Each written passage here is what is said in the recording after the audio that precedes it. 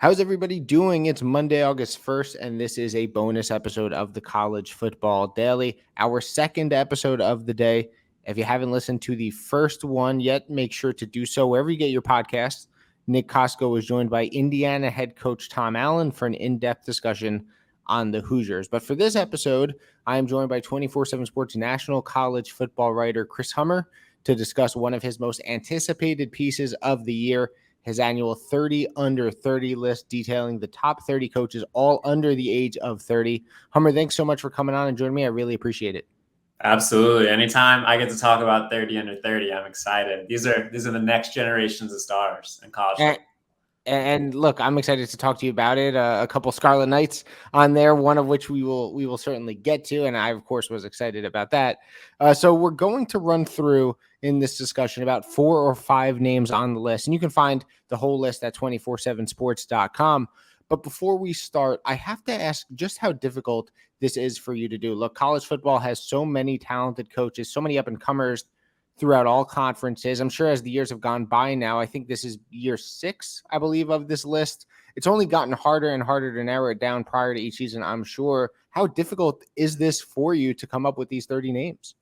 Yeah, it's extremely difficult. Like coming up with just 30, it hurts my soul a little bit. I've talked to dozens and dozens of people for this. There are many really well-deserving people that kind of get left on the cutting room floor, not because they don't belong, but just because there's only 30 spots. And it really has gotten more difficult. When we started this like 6 years ago, Steve Wiltfong and Barton Simmons and I were doing this. There were fewer, I believe, than 30 on-field coaches under the age of 30, period, when we started this list. Now that we have 10 assistants in college football, that number is growing rapidly. There's 60-plus assistants under the age of 30 in college football right now. You throw in analysts and GAs, FCS coaches, player personnel department people, analysts, quality control, all of those other positions. There's so many candidates to sift through. College football is younger than ever, and it makes this list really difficult. But at the same time, I also feel like this list is as strong as we've ever had for 30 under 30. There's just a lot of great coaches on this list, a lot of great player personnel people I feel like are going to impact the sport for a really long time. Absolutely. So many great names on this list, so many to choose from. And there's a few that stood out to me reading through this list. First, I want to talk about Chad Bowden, Notre Dame's director of recruiting. Now, under Marcus Freeman, Notre Dame currently has the number 2 class in the team recruiting rankings as we record, a stellar class for Freeman as he enters year 1 at the helm of the Fighting Irish. But while Freeman may get most of, if not all, the credit, it's certainly not without the help of a great recruiting staff. Bowden helps lead that staff. He's really been Freeman's right-hand man when it comes to recruiting. And he's made it abundantly clear, not just this year, but in years past, that he's one of the nation's really dynamic recruiters. Yeah, Chad Bowden has quickly gained a reputation as one of the most energetic and dynamic recruiters in the country. He's been with Marcus Freeman since Marcus Freeman's days at Cincinnati.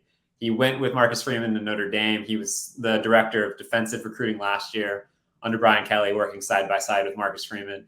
And we saw immediate returns in Notre Dame's 2022 recruiting class and the effect of Marcus Freeman and Chad Bowden together, number 9 in the country.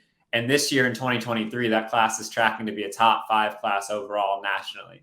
They have recruited the lights out at Notre Dame, a place traditionally difficult to recruit to because of some of the academic limitations. But players and their families rave about Chad Bowden. He obviously has a history in the player personnel space. His dad was a longtime Major League Baseball executive, works for CBS Sports HQ now, actually, Jim. So he's been around college athletics and athletics for a long time, but almost universally people rave about Chad Bowden. And I think he's going to do huge things in the player personnel space. And if he ever wants to be on the field as a coach, I think that would be a pretty easy transition for him as well. He's very well respected in the industry and one of the best up and coming player personnel folks in college football. Yeah, and he's really showing it again. Notre Dame, a top 2 class currently as we record for 2023. Another name I want to mention, and no, I'm not just bringing him up because of bias, but Marquis Watson, Rutgers defensive line coach, is someone that stood out to me. And he's one of 2 on this list who were also on it last year, one of 2 Scarlet Knights staffers on this list as well, alongside Demir Shaw, the wide receivers coach. This is his second stint at Rutgers, was previously with Ole Miss under Lane Kiffin and co-defensive coordinator Chris Partridge. I know for a fact that he's a dynamic recruiter. The talent in New Jersey loves him. And I think since this is now his second time on your list, you must think very highly of him as well. Yeah, we actually had him as a GA 2 years ago on this list at Ole Miss. We had a lot of people speak really highly of him, and that hasn't stopped the last 2 years. There's a reason why I believe he's the youngest defensive Power 5 coach in the country. He's only 27 years old, and I think he projects as a future head coach. Like, he's got that type of talent. He's one of those people that really resonates with players and their families in terms of relating to them, but he's also, as you said, a dynamic recruiter. He's shown that. This isn't even his first real opportunity to have his own room. He's had a pretty winding road. He played at Bryant coming out of high school. Actually, he played with Jabril Peppers in high school for those Panoramas. Paramus Catholic, yeah. Yeah, Under Chris Partridge, too. Under Chris Partridge, who was his defensive coordinator at Ole Miss when he hired him as a GA. And Chris Partridge speaks as highly of Marquis Watson as he would anybody. And like, the trajectory for Watson is only going to continue going up. He is one of the youngest coaches in the country, period. He's recruited really well early in his tenure at Rutgers. He's had production when he's been on the field. He actually coached Ole Miss in the bowl game 2 years ago, and that defensive line that he coached that day had one of their best performances of the year. He's just one of those coaches that's trending up and trending up really quickly. He'll be at Rutgers is his home. Like, he's from New Jersey. Like, he's been there all his life. I expect him to be there for a minute, but it would not shock me at all if he is a SEC defensive line coach soon and a coordinator quickly after that. Like, he is on one of those trajectories that's only going up.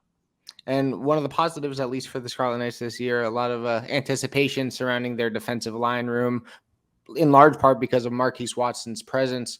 But before we break, I also want to discuss Taylor Lamb, who's the new quarterbacks coach at Virginia. Yes, that's the same Taylor Lamb that lit it up at quarterback for App State in the mid-2010s.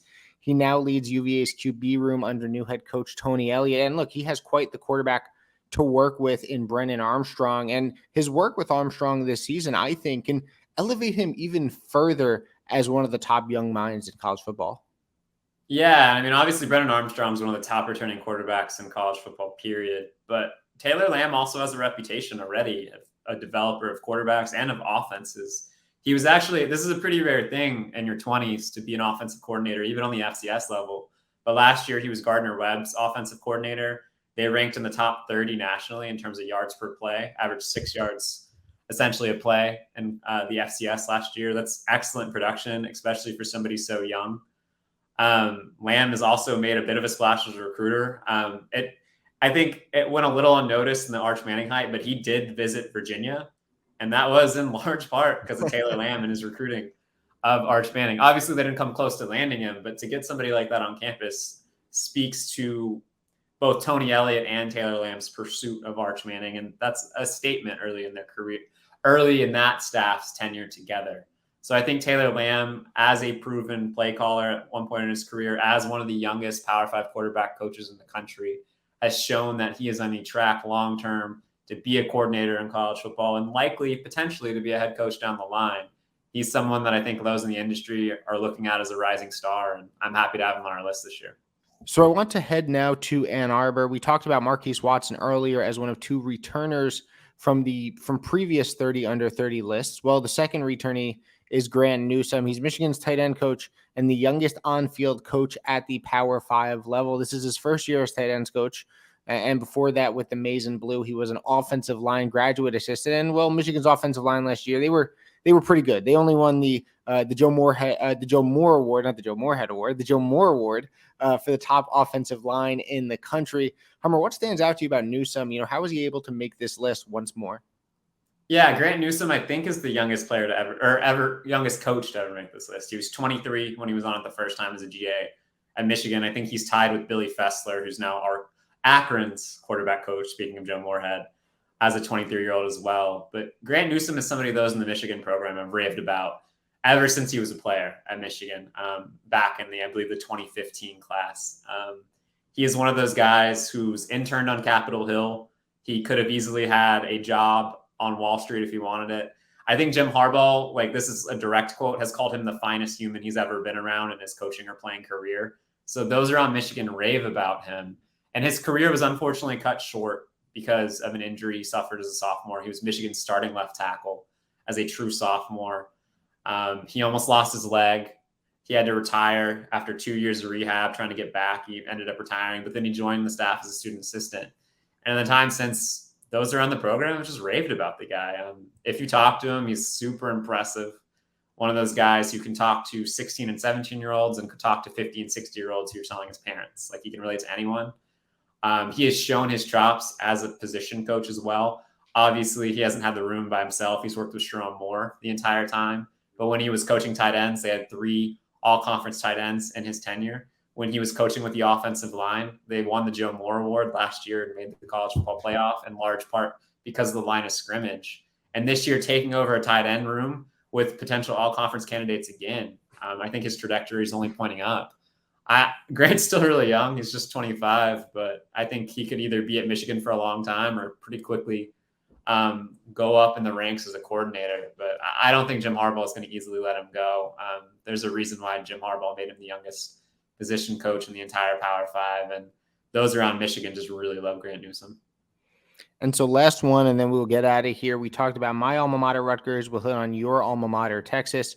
And let's talk about the director of recruiting at Texas, Brandon Harris. So like Chad Bowden, who we talked about first, Harris has emerged as one of the top recruiting staffers in the country. And like Notre Dame's recruiting class, Texas recruiting has also shined. They currently rank 4th in the team recruiting rankings for 2023. And with Harris, he had a few overtures this past offseason from college programs and NFL teams as well. So it shows just how much of a wanted man he is at not only the college level, but at the NFL level as well. And Texas, I think, really has a rising star on their hands with Harris. Yeah, I mean, it wasn't really that long ago where Brandon Harris was LSU starting quarterback. Like, if y'all remember, I think it was the 2016 season. He was the starter for LSU. Come a long way since then for both Harris and LSU, but he's become a superstar at Texas in an off-field recruiting role. He really has a hand in almost all of Texas's recruiting. He's not the primary recruiter on anybody, but he factors into everybody in the class, including Arch Manning. Brandon Harris, obviously being a Louisiana native, had a lot to do with that recruitment. So he's made an impact on a recruiting effort that's coming off a 5-7 season. For Texas to sit where it is after a 5-7 season in their recruiting rankings is an accomplishment on its own. But I think long-term Brandon Harris is likely going to be on the field. I think talking to people around the program, that is something he'd like to do.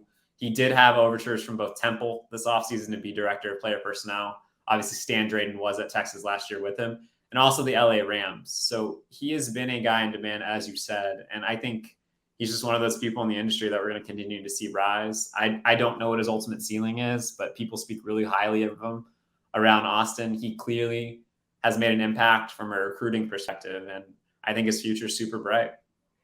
So Chad Bowden, Marquis Watson, Taylor Lamb, Grant Newsome, and Brandon Harris. These are only a few of the members of Chris Hummer's annual 30 Under 30 list, detailing the top 30 coaches under the age of 30. Remember, you can find the whole list at 247sports.com. Hummer, this was a great read. Of course, I'm happy to see some Rutgers staffers on it. And thanks so much for coming on, as always. Absolutely. Thanks for having me. You can follow him on Twitter at Chris_Hummer and follow me on Twitter at Lance_G11. Remember to give us a 5-star rating and a review on Apple Podcasts, and like and subscribe to the 247 Sports YouTube page as well. So for Chris Hummer, I am Lance Glynn. Thanks for listening to the College Football Daily, and enjoy your Monday.